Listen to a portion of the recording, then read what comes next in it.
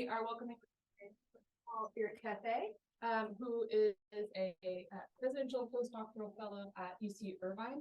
He just finished his PhD recently at University of Cardiff, and you had passed with no corrections, which is always really nice. That means that they told him he didn't need corrections. It's awesome.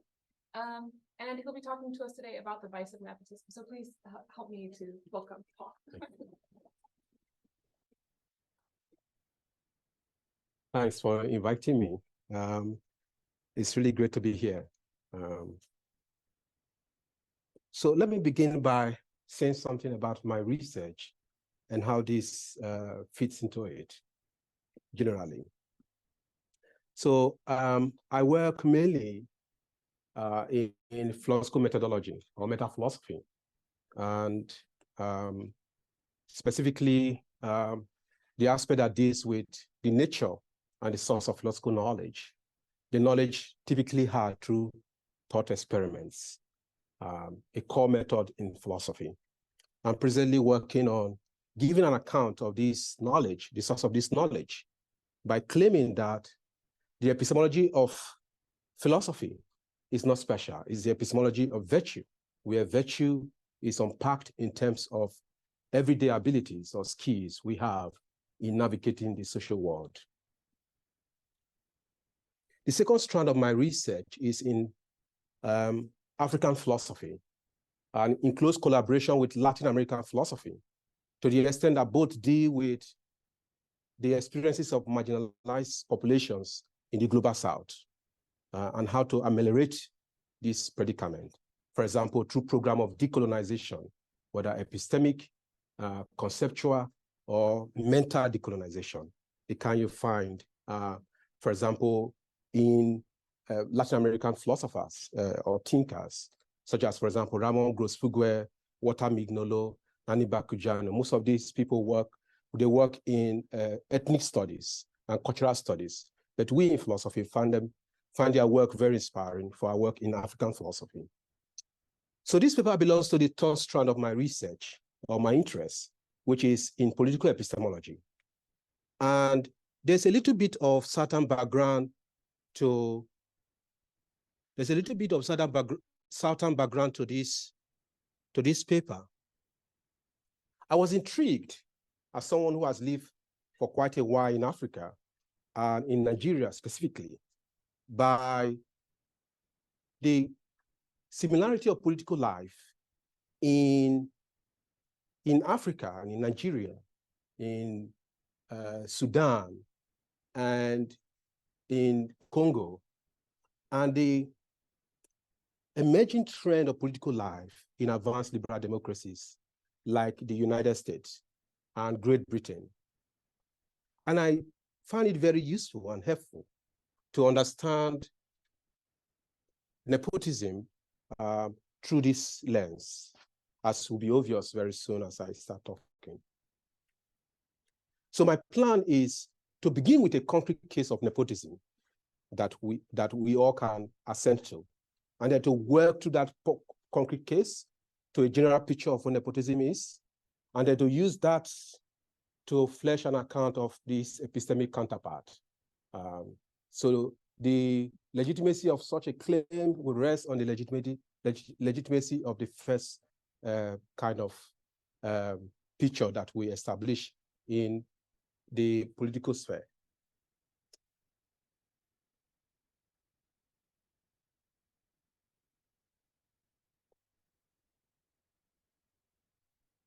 In October 2009, Jean Sarkozy, the son of the then incumbent French president, Nicolas Sarkozy, was in his second year for his first degree in law, and he was only 23 years old. But was tipped by his father to become the boss of La Défense. This is the business district in Paris, one of the most, arguably the biggest business district in the whole of Europe. Without a college degree and without the experience. This development sparked outrage, condemnation, across the whole of France. Indeed, within days, 50,000 people signed a petition demanding that Jean be stopped from having a job. This kind of reactive attitude of anger and resentment against this conduct indicate a widespread belief among the French people that there's something wrong here. Since this reactive attitude, when they are fitting responses to immoral situations, there are really ways of holding people accountable for the violation of the legitimate claims that one has against others. At a first stab, I would take nepotism to be any conduct like this, or any conduct that stands in appropriate relation to this kind of conduct. This is because there's a usage of the term nepotism that extends it to include any exploitation of family and business ties for personal advancement. Adam Bello has a very good account of this. He says, he gives an example of Liz Cheney, who was made Deputy Assistant Secretary of State at the time her father was the Vice President of the United States. Adam Bello said, well, this is good, fantastic news, because this is a new form of nepotism. I will not be interested in cases like that because it's not clear that it's actually a case of nepotism. To see this, consider the following facts. Before the appointment, Liz Cheney had a Bachelor of Art degree. She was a graduate of Chicago Law School. She worked for the State Department for 5 years and for the United States Agency for International Development for 4 years. So the fact that she was appointed as was done is not merely explained by the connection between the Vice President of the United States and her daughter, whereas in the Sarkozy case, the only plausible explanation is that kind of relation.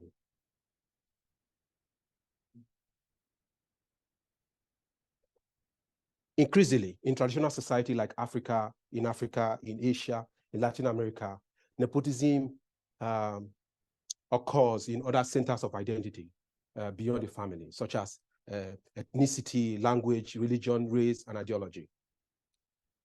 To make explicit this reasoning, there are two reasons for this kind of extension. The first is we live in a modern state, right, where there has been a transition from family and band-based social organization to modern state organized and structured and regulated by modern institutions like the rule of law.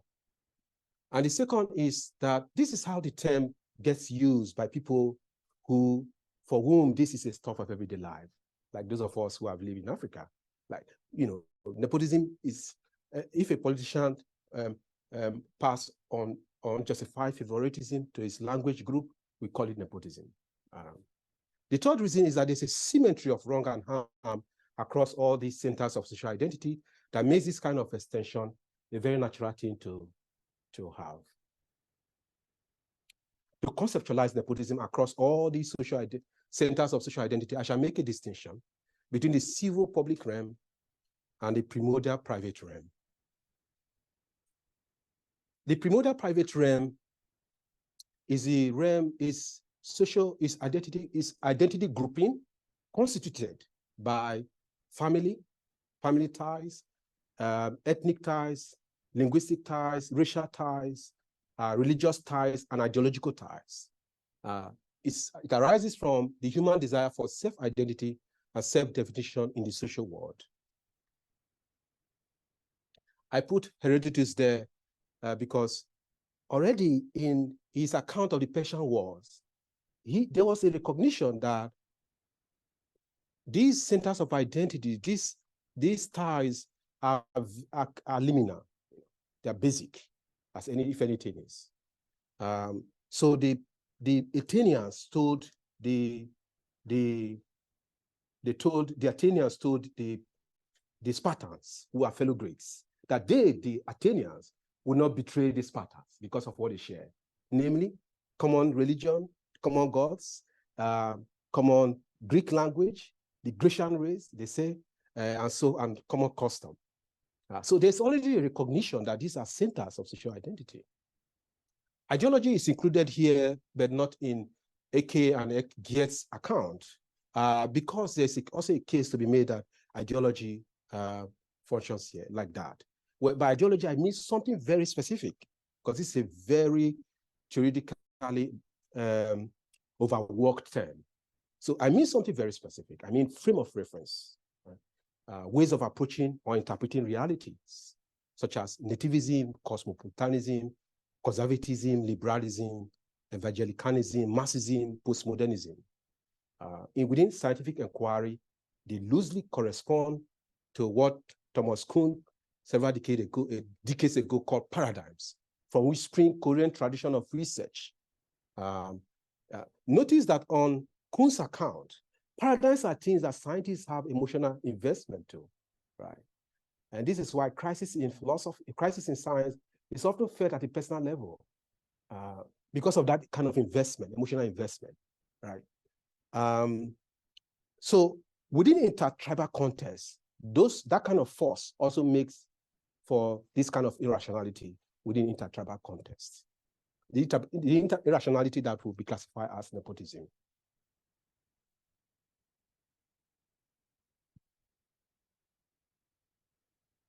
The civil public realm, on the other hand, is the realm of the larger political society and the public institutions that guarantee its proper functioning. So the civil realm is constituted by civil settlement, the need, implicit or explicit, to belong to a more effective social order.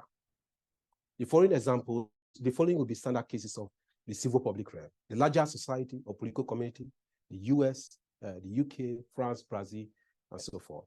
Public-oriented institutions like CNN, BBC, Fox News, Supreme Court of the United States, the broader intellectual community, scientific community, philosophical community, epistemological community.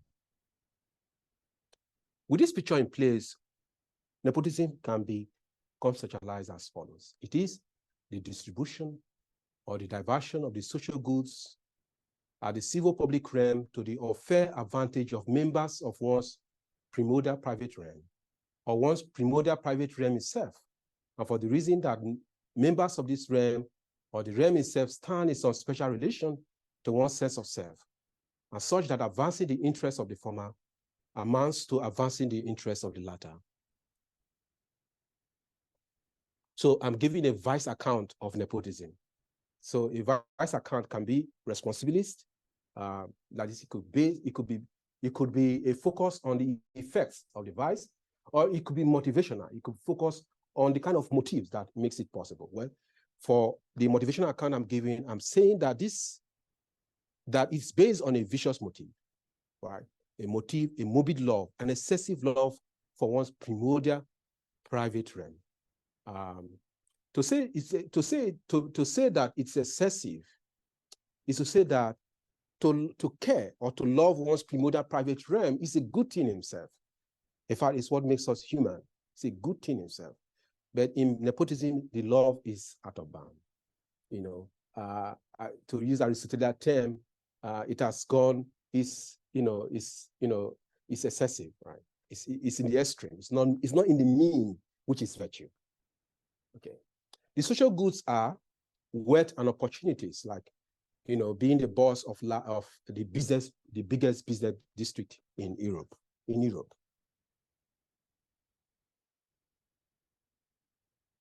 So the morbid love makes it such that one assign undue weight to the side of the equation that one belongs to, and in the process, one commits moral harm and wrong on others. So what are these harm? Well, the first harm is the setback that others with legitimate interest in the social good suffer in cases of nepotism. And when this harm is persistent and pervasive in the system becomes repressive. And this in turn leads to civil unrest and civil strife. It also undermines the social system through the informal rule that it enacts, which actually is the claim that the rules has been suspended, right? in political philosophy, they talk about the state of exception. Like when the rule becomes the exception and the exception become the rule, which is the case of nepotism. You know, Carl Smith and Chantamove, talks about the state of exception, borrowing from Wittgenstein. So nepotism can be likened to creating this kind of scenario. In both cases, nepotism amounts to the vandalism of the civil public realm in service of the primordial private realm. And this is what we see in the global south, right? In Africa, Asia, Latin America, where politicians, in Nigeria, there are about 250 ethnic groups. Each of these ethnic groups have distinct languages. So politicians at the federal level are busy, especially the nepotic ones, busy funneling resources of the state to these realms, right? And they are claimed as folk heroes, right? They are proclaimed as folk heroes. But this is something, it's not different from what's happening in advanced liberal democracies, right? Where powerful politicians bend institutional rules to give their side of the equation unfair advantage, like Supreme Court justices, right? Appointment to the Supreme Court to the Supreme Court, or even federal judicial appointments. So there's a social dimension to this phenomenon, right? In the global south, when members of the primordial private realm are not in position to do this kind of thing, they become very permissive in evaluating the conduct of powerful figures who do so. To these people, these are folk heroes. They are not villains, they are folk heroes. And the same thing we find in advanced liberal democracies. But by doing so, they encourage the cultivation of vicious attitude traits in these agents, right? They make them arrogant, they make them narcissistic, and this is not helping them, right? These are vicious attitude traits. We can make sense of the moral wrong in terms of Stephen Dower's notion of two kinds of respect: recognition respect and appraisal respect. Where recognition respect is the respect due to persons or individuals by the fact of their being persons who must be treated as ends as opposed to being means. Appraisal respect, on the other hand, is the respect that flows as a result of the excellence portrayed by somebody.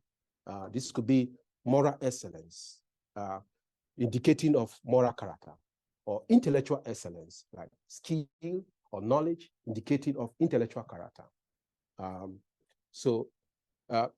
Nepotism violates both kinds of respect, right? Because nepotism violates recognition respect because human beings individuals are treated unequally and disregarded in their moral equality with others. Nepotism also violates appraisal respect because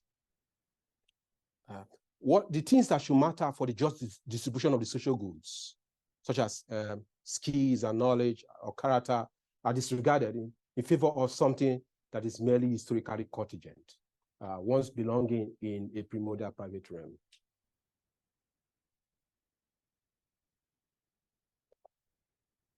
So we've seen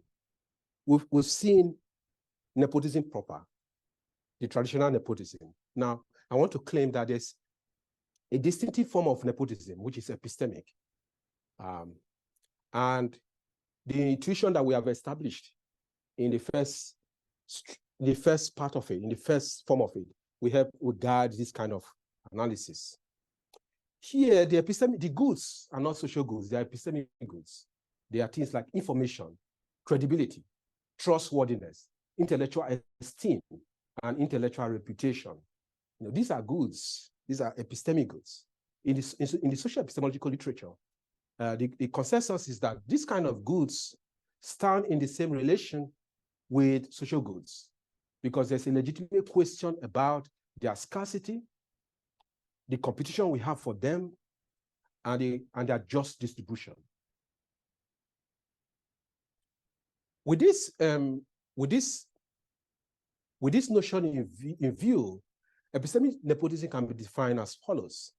It is the distribution or diversion of epistemic goods to the unfair advantage of members of one's primordial private realm or the primordial private realm itself in one's epistemic conducts, right? Not moral conduct, epistemic conduct, believing, asserting, judging, inferring, for the reason that this realm or those in it stand in some special relation to something one deeply cares about, and such that advancing the interests of this realm or members of it is advancing the interests of somebody, of something one deeply cares about. Again, it's based on a vicious epistemic motive, morbid love of one's frame of reference or one's primordial private realm. In the good case, in the non-nepotic case where there's no nepotism, agents retain their rational agency, right? So what this kind of motive does is that it disrupts the assessment mechanism of agents with respect to the epistemic goods. It makes agents to assign these goods in a way that does not align with how they should be assigned, as will be obvious very soon. In the good case, the case where someone is not a victim of nepotism, one's love for one's realm is in its proper bounds, is in the mean, which is virtue, right? And an example of this will be the case of Winston Smith in George Orwell's 1984. Smith lives in a firewall of information, propaganda and manipulation. But Smith retains his rational agency in picking up counter evidence against the government of Big Brother, right? Big Brother posts fictitious figure on the telescreen about the growth of Oceania, the economy of Oceania. But Winston Smith pick up counter evidence to those claims because he could see that the figures that the government of Big Brother is posting on the telescreen are inconsistent with basic mathematical truths and axioms, and the instinctive feeling that in this place, in this country, Oceania, you live in a horrible situation. So that's the good case. The bad case, the love is excessive, and because it's excessive, one becomes very permissive in assessing and attributing these goods to members of one's realm, but to all those outside, one becomes very strict in assessing them and attributing these goods. Examples would be the case of the Parsons in Orwell's 1984. The Parsons are described by George Orwell as being so enthusiastic for the political ideology of Big Brother, which is English socialism, INSOS, and for the slogan of the party, the slogan, such that they are willing to believe anything and everything that the government of Big Brother puts on the telescreen. Crucially, they believe the character and portrait attributed to Emmanuel Gostein, the alleged enemy of Big Brother, a portrait, as Orwell describes it, so exaggerated and perverse that a child should have been able to see through it. The second case is from the work of Kathleen and Joseph on echo chambers. And they say that Rush Limbaugh,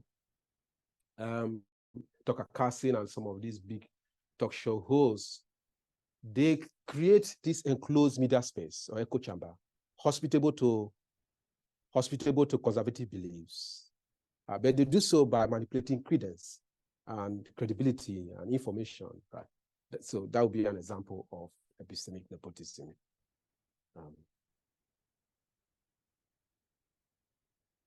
So like the case of nepotism proper, there's a social dimension to these cases, right? That is very clear in the second example that I presented, the case of Rush Limbaugh. The example is this: when people are not individuals in the primordial private realm, are not in position to channel these goods to their realm, they become very permissive in evaluating those who do so. In fact, is one of the reasons why these figures become very powerful, because of the standard that they get to be evaluated. They can say anything and get away with it. And this leads to epistemic harm. The first harm is that for the agent who is nepotic, is incapable of processing reliably information, right? Accurately and reliably. Epistemic nepotism also undermines our collective aim in acquiring, because if a story gets partially covered or information gets manipulated, it undermines our ability to conduct an inquiry effectively.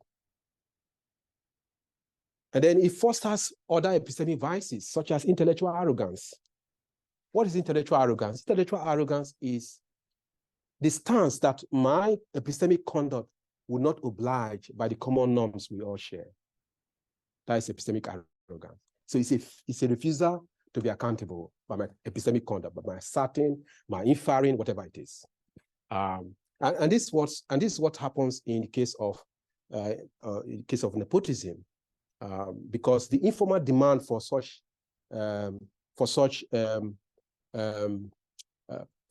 abiding by common norms is weakened or even suspended. The same with epistemic insouciance. Epistemic insouciance is not caring for the truth. It's close to bullshitting, not caring for the truth, or even one's claim is based on the evidence. Why should I care that what I'm saying is based on the evidence when nobody at all will ask me for that kind of standard in my own primordial realm, right? If I'm a talk show host, whatever I say it goes without challenge, right? I'll be encouraged to bullshit more, to say, to assert baselessly, right? To say whatever it is I want to, and it goes around. Narcissism, well, epistemic nepotism confers a kind of specialness or social validation within the civil public realm. So even if I lose credibility in the civil public realm, there's a reward for me in the primordial private realm, right? There's a reward for me for this good. If I lose credibility, where I get this credibility back in my realm. In fact, the more I lose it in the civil public realm, for my primordial private realm, the more I get it from my primordial private realm, right? Again, the wrong can be explained in terms of the violation of recognition, respect, and appraisal respect. Recognition, respect, because epistemic nepotism is in epistemic nepotism, individuals are treated unequally and disregarded in their rational equality with others as potential sources of knowledge, right? And it violates appraisal respect because what matters for the distribution of the epistemic goods is less about one's skill or competence and more about one's belonging in the civil public, in one's primordial private realm. So this is kind of conclusion. I will take one objection, which is found in the literature, the objection from expressiveness. So from the expressive literature, they say something like, well, political practices and discourses do not aim at truth. They should not be evaluated as being vicious or all of this kind of stuff, because they aim at something else to satisfy only social psychological goals, like the comfort of belonging to a community or a tribe, cheering for my team, cheering for my tribe, and the big people in the team and all that. That's all.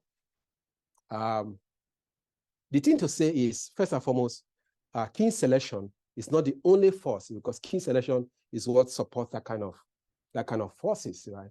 The social psychological goods are justified on the basis of kin selection. Like evolution has just made us this way. Why should we hold ourselves to standard that we are not made for, evolutionarily speaking? But we are also made for reciprocal altruism, right? Indeed, the evidence for this is that there's a visceral reaction that people have to cases of injustice, right? A kind of biological reaction against it. Like. And that is traceable to the forces of reciprocal altruism. Thank you.